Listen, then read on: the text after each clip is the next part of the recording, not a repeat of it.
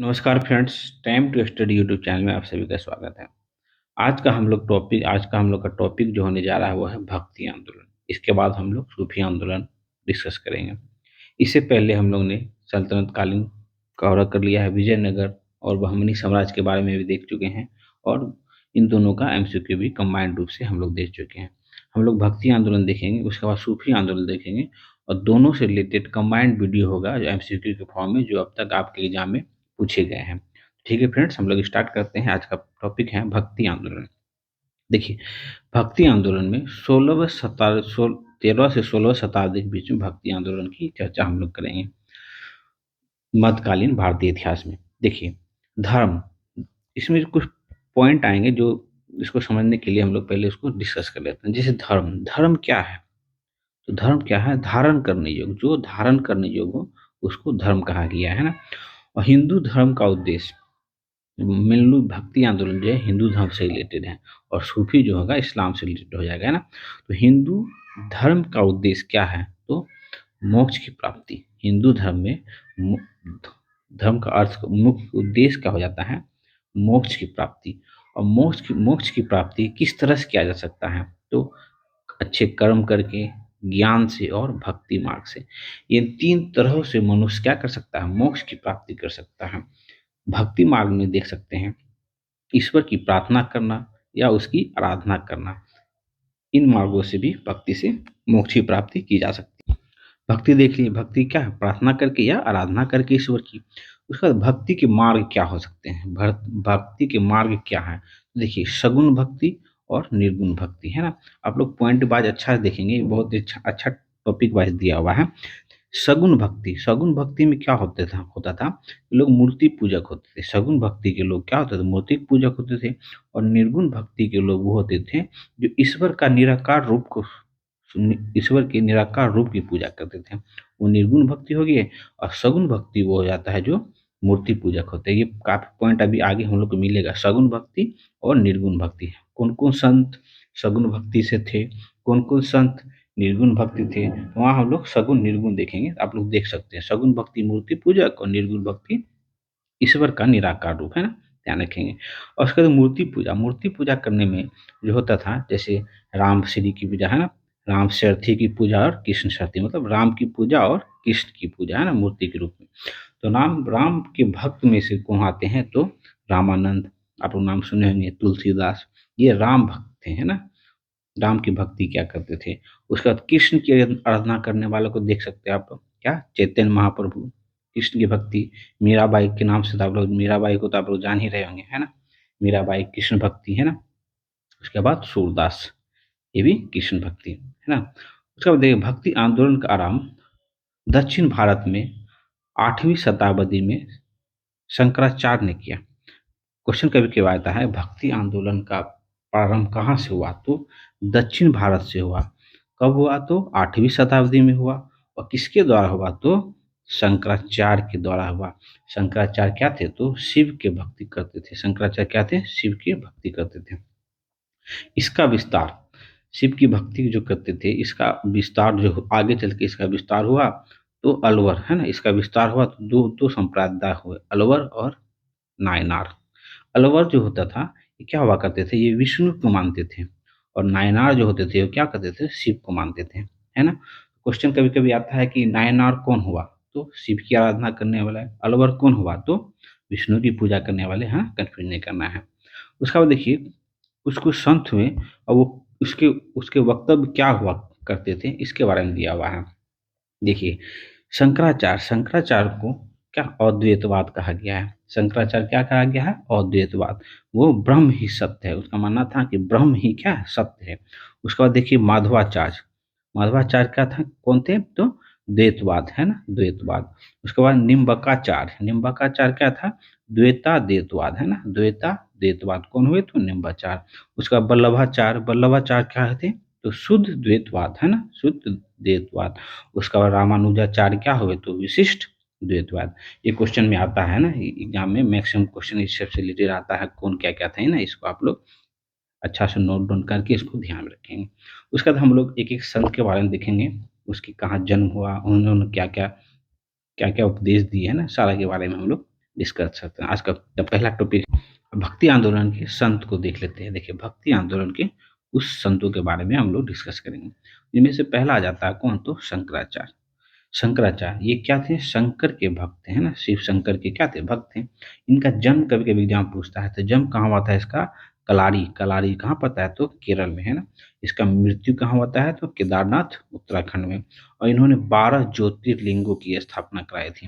अभी हम लोग आपको एक इमेज दिखा देंगे, 12 ज्योतिर्लिंगों की इन्होंने स्थापना कराई, कौन, तो शंकराचार्य। और शंकराचार्य के बारे में हम लोग देखे, अभी जस्ट देखे ना, क्या थे वे, तो द्वैतवाद थे, है ना। देखिए शंकराचार्य क्या है, तो द्वैतवाद है। तो बस द्वैतवादी विचारधारा थे, तो ये द्वैतवादी थे। ठीक है, हम लोग 12 ज्योतिर्लिंग का आपको फिगर दिखा देते हैं। देख सकते हैं फ्रेंड्स, 12 ज्योतिर्लिंग के बारे में दिया गया है। उसका फिगर आप लोग देख सकते हैं, सोमनाथ, केदारनाथ, है ना, काशी विश्वनाथ, है ना, देख लीजिए आप लोग, ध्यान में रख सकते हैं आप लोग। ये 12 है ना, ये 12 ज्योतिर्लिंग की स्थापना किसने कराया, किसके द्वारा किया था, आदि शंकराचार्य के द्वारा। ठीक है फ्रेंड्स, एक मिनट से हमें कुछ संत देख लेते हैं, आप लोग ध्यान देख लेंगे इसलिए वजह से, है ना। ठीक है, गुरु आदि शंकराचार्य ने 12 ज्योतिर्लिंगों के अलावा चार, क्या, चार ज्ञानपीठों की भी स्थापना उन्होंने करवाई थी। देखिए बद्रीनाथ, है ना, बद्रीनाथ ज्योतिष पिंड, है ना। उसके बाद क्या है, गोवर्धन पीठ, उड़ीसा पुरी में पड़ता है ना। शारदा पीठ द्वारका गुजरात के आसपास पड़ता है। और श्रृंगेरी पीठ कहाँ, तो मैसूर में पड़ता है ना। 12 ज्योतिर्लिंग के अलावा इन्होंने चार, क्या, तो चार पीठों की भी स्थापना कराई थी, है ना। शंकराचार्य देखने के बाद हम लोग देख रहे हैं आप रामानुजाचार्य। रामानुजाचार्य का जन्म कहाँ हुआ था, तो रामानुजाचार्य का जन्म हुआ था, तो आंध्र प्रदेश में हुआ था। वो सगुण भक्ति, हम लोग देखे थे, निर्गुण भक्ति, सगुण भक्ति, देखिए हर जगह आएगा। सगुण भक्ति वो करते थे जो ईश्वर के निराकार रूप को मानते थे। तो ये सगुण भक्ति के उपदेश देते थे ना, सगुण भक्ति में इसका उपदेश दिया है ना। उन्होंने, मतलब रामानुजाचार्य ने द्वैतवाद के विरुद्ध, है ना, द्वैतवाद के विरुद्ध विशिष्ट द्वैतवाद का मत दिया। हम लोग जो कुछ देखे थे ना उसी में, तो शंकरा रामानुजाचार्य जो है विशिष्ट द्वैतवादी थे, है ना, ये मत ध्यान रखेंगे। और रामानुजाचार्य को दक्षिण भारत में विष्णु का अवतार माना जाता है। ठीक है फ्रेंड्स, अब हम लोग देखते हैं निम्बाचार्य, है ना, निम्बाचार्य। निम्बकाचार्य, निम्बकाचार्य का जन्म हुआ था मद्रास में। उन्होंने सगुन सगुन संप्रदाय, सगुन संप्रदाय कौन थे, तो जो मूर्ति पूजक थे, जो राम और कृष्ण की पूजा करते थे, है ना, वो होते थे। तो सगुन भक्ति के संस्थापक, द्वैतवाद एवं अद्वैतवाद के मिलाकर, है ना, मिश्रित कर द्वैता द्वैतवाद का मत दिया, कौन, तो निम्बकाचार्य, है ना। सगुन भक्ति में उन्होंने कृष्ण की भक्ति और राधा की भक्ति को बढ़ावा दिया, है ना। उसके बाद अगला देखते हैं हम लोग, रामानंद। रामानंद का जन्म कहाँ हुआ था, तो प्रयाग में रामानंद का जन्म हुआ था। ये ब्राह्मण परिवार से थे। उत्तर भारत में भक्ति को प्रोत्साहित किया। उत्तर भारत में, क्वेश्चन पूछेगा, उत्तर भारत में भक्ति का प्रसारित किसने किया, तो रामानंद ने किया ना, ध्यान रखेंगे। और ये सगुन भक्ति के थे। तो सगुन भक्ति वाला हम लोग देखे ही थे, तो जो मूर्ति पूजक में कृष्ण और राम की आराधना करते थे, है ना। रामानंद के कुल 12 शिष्य हुए, है ना। रामानंद के कुछ 12 शिष्य थे, जिसमें से जो जो बड़े, जिसके नाम जो काफी प्रचलित हुए, उन शिष्यों के बारे में देख लेते हैं। जैसे रामानंद के शिष्यों में कबीर, रैदास, सेना, है ना, पद्मावती आदि, ये क्या थे, ये रामानंद के शिष्य रहे। हिंदी भाषा में भक्ति का प्रचार प्रसार किया। रामानंद ने हिंदी भाषा में भक्ति का प्रचार प्रसार किया। ठीक है फ्रेंड, ध्यान रखेंगे। नेक्स्ट, अगला है कबीर। कबीर का जन्म देख लीजिए, 1440 ईस्वी से 1510 ईस्वी तक इन्होंने अपना इसका जीवन काल रहा। इनका जन्म, कबीर का जन्म कहाँ होता, तो वाराणसी में। कबीर का गुरु कौन थे, कबीर के गुरु कौन थे, तो रामानंद। हम देखें लोग ना, कबीर किसके शिष्य थे, तो रामानंद के शिष्य थे। इन्होंने निर्गुण भक्ति के संत थे। कबीर क्या थे, निर्गुण भक्ति के भक्त थे। इन्होंने निर्गुण भक्ति, मतलब ईश्वर की निराकार रूप को जो मानते थे, ना, निर्गुण भक्ति के रूप थे। और कबीर ने हिंदू मुस्लिम समन्वय का, एकेश्वरवाद का सिद्धांत दिया। कबीर हिंदू मुस्लिम एकता को बढ़ावा देते थे और एकेश्वरवाद के बात पे मत दिया। फिर कबीर का शिष्य देख लेते हैं। तो कबीर तो खुद रामानंद के शिष्य हैं। रामानंद के शिष्य कौन हुए, तो कबीर। अब कबीर के शिष्य में देख लेते हैं, तो दादू, है ना, कलाम, है ना, कलाम कौन था, तो कबीर का पुत्र थे, है ना। उसका बाद कलामी, कलामी क्या था, कबीर की पुत्री। कबीर के उपदेश का संकलन, क्वेश्चन कभी पूछता है, कबीर के उपदेशों का संकलन क्या कहलाता है, तो बीजक कहलाता है, कबीर के उपदेशों का संकलन, है ना। ठीक है फ्रेंड्स, उसका था हम नेक्स्ट देख लेते हैं गुरु नानक।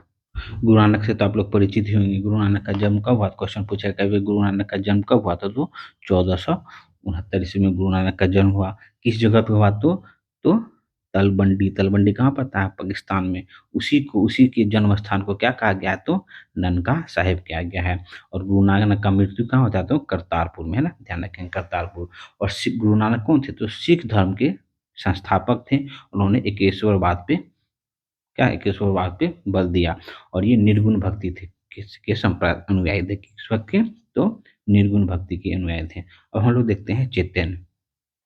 चैतन्य देखिए जन्म कब हुआ था इनका? तो 1486 ईस्वी में। चैतन्य महाप्रभु, चैतन्य का जो जन्म हुआ था कौन? नदिया। नदिया कहाँ पड़ता है? तो वेस्ट बंगाल में पड़ता है। इसकी मृत्यु कहाँ हो जाती है? तो उड़ीसा, पुरी में इसकी मृत्यु हो जाती है। ये सगुण भक्ति के थे और ये कृष्ण की आराधना करते थे। ठीक है, कृष्ण भक्ति, है ना। कीर्तन को भक्ति का मार्ग बनाया। क्वेश्चन कभी पूछेगा कीर्तन को भक्ति का मार्ग किसने बनाया? कीर्तन जो होता है ना, मंदिरों में कीर्तन हुआ करता है, तो उनको भक्ति का मार्ग में किसे? तो चैतन्य ने ही इनको कीर्तन को भक्ति के मार्ग में जोड़ा, है ना। और वृंदावन मथुरा की यात्रा की। चैतन्य ने कहा, चैतन्य महाप्रभु कहाँ है? वृंदावन और मथुरा की यात्रा की। उनके सिद्धांत का क्या है? तो आचित्य भेदा भेदवाद, है ना, आचित्य भेदा भेदवाद, ध्यान रखेंगे। नेक्स्ट देखते हैं हम लोग मीराबाई। मीराबाई का जन्म देख लीजिए तो 1498 ईस्वी में। मीराबाई का जन्म कहाँ हुआ था? जन्म देखिए कहाँ, मेड़ता, मेड़ता कुंदी, है ना, कुंद की है ग्राम में हुआ था। इसकी मृत्यु कहाँ हो जाती है? तो द्वारका, गुजरात में।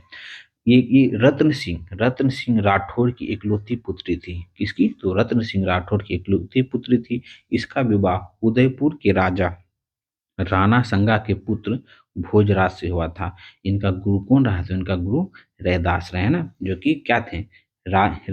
रायदासी संप्रदाय से थे। कि मीराबाई ने कृष्ण भक्ति और कृष्ण को अपने पति के रूप में स्वीकार किया। और मीराबाई के भक्ति के गीत को क्या कहा गया? तो पदावली कहा गया है। ध्यान रखें, मीराबाई के भक्ति के गीत को क्या कहा गया है? तो पदावली कहा गया है। नेक्स्ट देखते हैं फिर।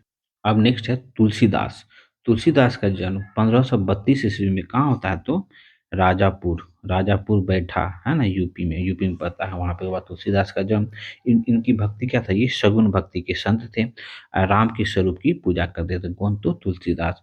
1575 ईस्वी में अवधी भाषा में रामचरितमानस की रचना की। किसने? तुलसीदास ने, है ना। रामचरितमानस को हिंदुओं का क्या बाइबल कहा गया? किसने कहा? तो ऑथर स्मिथ ने। ये पॉइंट जो हम लोग नोट्स में बना रहे थे फ्रेंड्स, ये खुद मैंने अपने हाथों से बनाया है। और ये बहुत इंपॉर्टेंट ही इसमें दिया गया है। अगर आप लोग ये देख के जाते हैं कोई भी एग्जाम में, इस टॉपिक से आपको क्वेश्चन नहीं छूटने वाला है ना।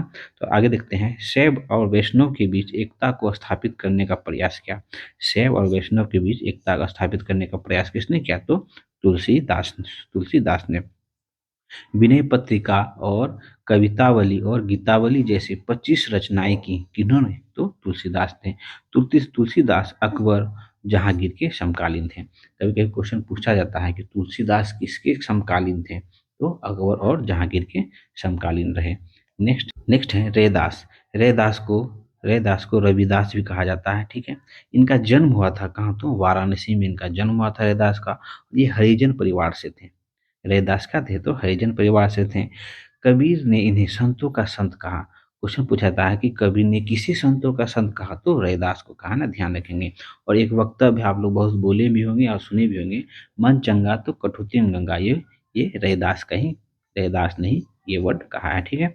रामानंद के जो 12 शिष्य हम लोग देखे थे पीछे, 12 शिष्यों में से एक थे। कौन? तो ये रैदास। और रैदास की शिष्या रही तो मीराबाई जो है, ये मीराबाई के गुरु थे। कौन? तो रैदास, है ना, ध्यान रखेंगे फ्रेंड्स। फिर नेक्स्ट देखते हैं हम लोग कौन है? तो दादू दादू दयाल। दादू दयाल 1444 ईस्वी में इनका जन्म हुआ था। इनका जन्म गुजरात के अहमदाबाद, है ना, देखिए फ्रेंड, गुजरात के अहमदाबाद में इनका जन्म हुआ, है ना। और कबीर के पुत्र, हम लोग पीछे देखे ना, कबीर के पुत्र कौन था? तो कमाल, है ना, कमाल के शिष्य थे। कौन? तो दादू दयाल।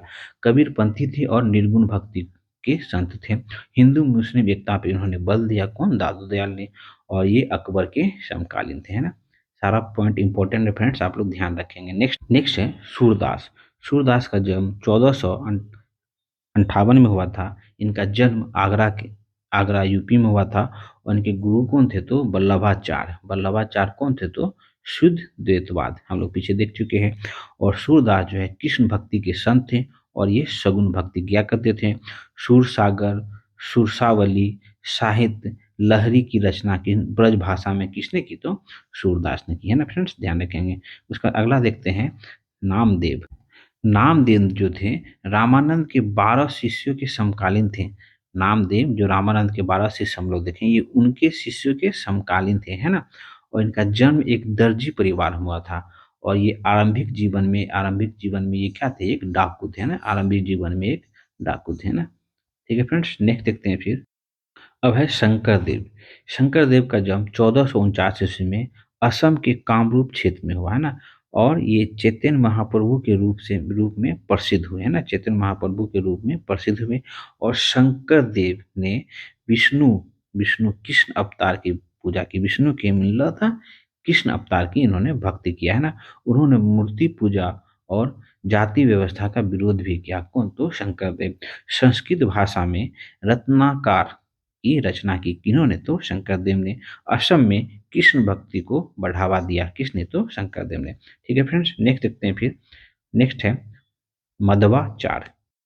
मध्वाचार्य जो है द्वैतवाद के मत में दिया, है ना। इन्होंने द्वैतवाद का मत दिया। और वेदांत दर्शन के 3 दार्शनिक, जिसका नाम रामानुजाचार्य, शंकराचार्य के साथ इनका नाम जोड़ा जाता है। किनका तो मध्वाचार्य का, ध्यान रखेंगे।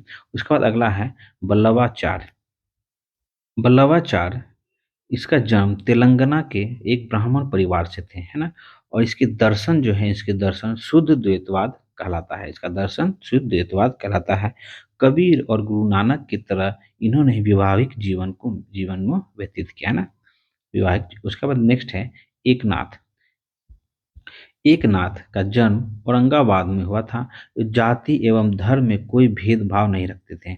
और एकनाथ ने रामायण रामायण पर टीका लिखा। तो रामायण पर टीका किसने लिखा है तो एकनाथ ने लिखा है। उसके बाद नेक्स्ट देखते हैं कौन है तो रामदास, है ना। गुरु रामदास। रामदास जो हैं वे शिवाजी के समकालीन थे।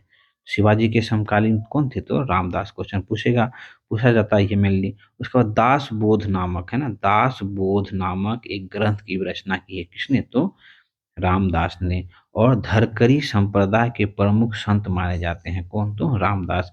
इस रामदास की स्मृतियां जो है गुरु ग्रंथ साहिब में संकलित है ना। जो सिख धर्म का जो गुरु ग्रंथ साहिब है उसमें इसकी स्मृतियां क्या है संकलित है ना। उसके बाद हम लोग देखते हैं तुलसीदास। तुलसी तुकाराम, है ना। तुकाराम का जन्म से ये क्या थे, एक क्षुद्र परिवार में इनका जन्म हुआ। और ये शिवाजी के समकालीन थे, है ना। हिंदू मुस्लिम एकता पर इन्होंने बल दिया। कौन तो तुकाराम ने। और वारकारी संप्रदाय की स्थापना की। तो वारकारी संप्रदाय की स्थापना किसने की तो तुकाराम। इसकी स्मृतियां की रचना मराठी में काफी लोकप्रिय है ना। इसकी जो जो इन्होंने लिखा कहा है मराठी भाषा में काफी लोकप्रिय हुए। ठीक है फ्रेंड्स, तो हम लोग ये सारे संत जो थे, ये भक्ति आंदोलन के जितने संत हुए जो आपके एग्जाम में मेनली क्वेश्चन पूछे जाते हैं, सारे संत के बारे में हम लोग डिस्कस किया। मेनली इसमें आपको ये याद रखना है कौन से संत संत किसके समकालीन थे और कौन कौन द्वैतावाद थे, कौन विशिष्ट द्वैतावाद थे, है ना। ये आप लोग को मेनली ध्यान रखना है ना। तो ठीक है फ्रेंड्स, अब हम लोग का नेक्स्ट वीडियो जो होगा वो होगा सूफी आंदोलन। उसके बाद कंबाइंड रूप से सूफी आंदोलन और भक्ति आंदोलन का हम लोग क्वेश्चन और आंसर देखेंगे जो अब तक आपके एग्जाम में पूछे गए हैं। ठीक है फ्रेंड्स, मिलते हैं फिर नेक्स्ट वीडियो में।